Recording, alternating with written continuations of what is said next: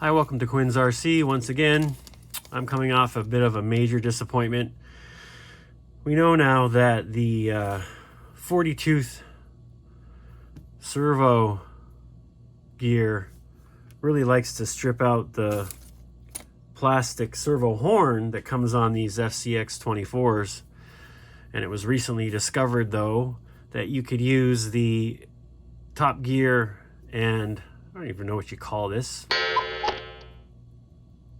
Top gear and maybe pinion gear from the Emax servo, and then use a 15-tooth horn, which I happen to have because when Trio released these and put them out for the FCX24 for the Emax servo, I saw these and thought they were for the stock FCX24 servo and ordered them and had no use for them until I found the gears for an Emax servo for like $229 online, and I thought, oh wow, because we can swap this out into here. So I announced it on Facebook to the FCX Fun and Mods group, and I thought I had a coup. It turns out that it doesn't work because the smaller shaft here wobbles when you use it inside this larger hole in the case, so you actually do have to have the top cover from an Emax to do that. So that kind of sucks. But so today I am going to try to go for the 60 degrees. See if I can do it. 60-degree climb. I'm going to take the springs out and just let it sit because this is how it sits. Kind of hard to tell. Maybe I'll insert a photo here, but this thing with no springs sits really low and looks really cool. I'm going to do that here and see if I can get to 60 degrees on my flipometer. I'll put the video up here of the last flipometer video. There are a couple of them. That one was made after I put on the Injora brass portal covers, and there was a lot of trial and tribulation there too. So if you want to see me flounder about some more, go look at that video. So let me get the springs out. You don't even have to take them off the car to do it. And see if that improves it. I think I was at 59.5 in my own tests. I think in the last video I got 59 even or 59.1. So I'm going to take off the springs and let's see what happens. Oh, I forgot to say, as I put this servo back on with the 40-tooth gear, to add insult to injury, I have these two trucks, and I have a Smasher. I guess they're not allowed to call it Max Smasher anymore. I have a Smasher on the way, which is cool. I bought 3 of these because I thought I could do all 3 of my servos in all 3 of my trucks. So maybe someday I'll use those for something. We'll see. Somebody with more experience in RC might disagree with me. I don't know, you can correct me if I'm wrong, but I think that calling these little shocks oil-filled is a bit of a misnomer. If you fill these shocks with oil, they will not compress because, in my opinion, they can't. The shock piston has no holes, therefore there's no way for the oil to pass through it, so the piston can't pass through oil.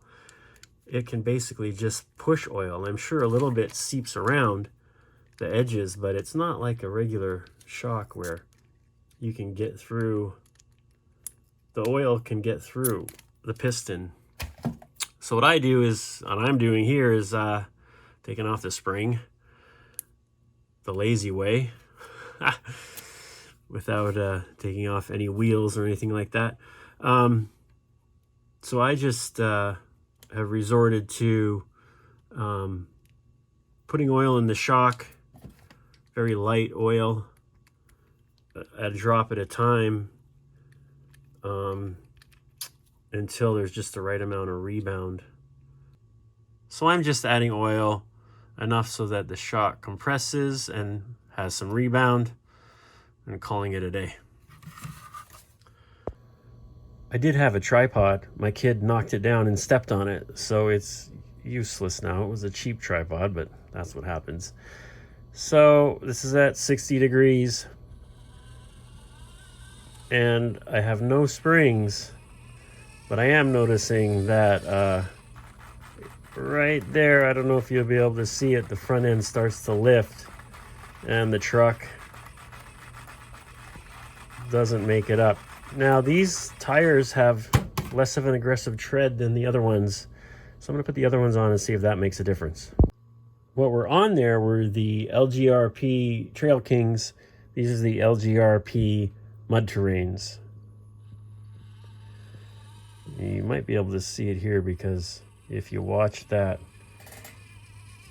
fender, watch the gap widen right there. So that lifts everything up, even without the springs.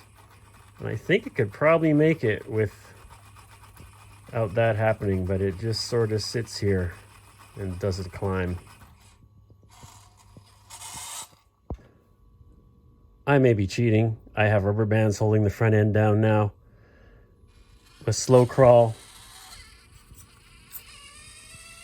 it just sits and spins. But with a lot of throttle, dang throttle. And this is what I constantly do. You've seen it if you've watched any of my videos. So I have rubber bands around the shocks holding the front end down, and I wanted to put the springs back on the rears so that the rear end wouldn't settle and make it flip over backwards. And look what I did. I put 2 sets of springs on there. I didn't mean to, I just did, because my glasses were off so I could see close, but then I can't see far. Oy. Okay, rubber bands in the front, springs back in the rear. Probably would flip forward now on the slightest of angles on a descent, but with some sort of aggressive throttle,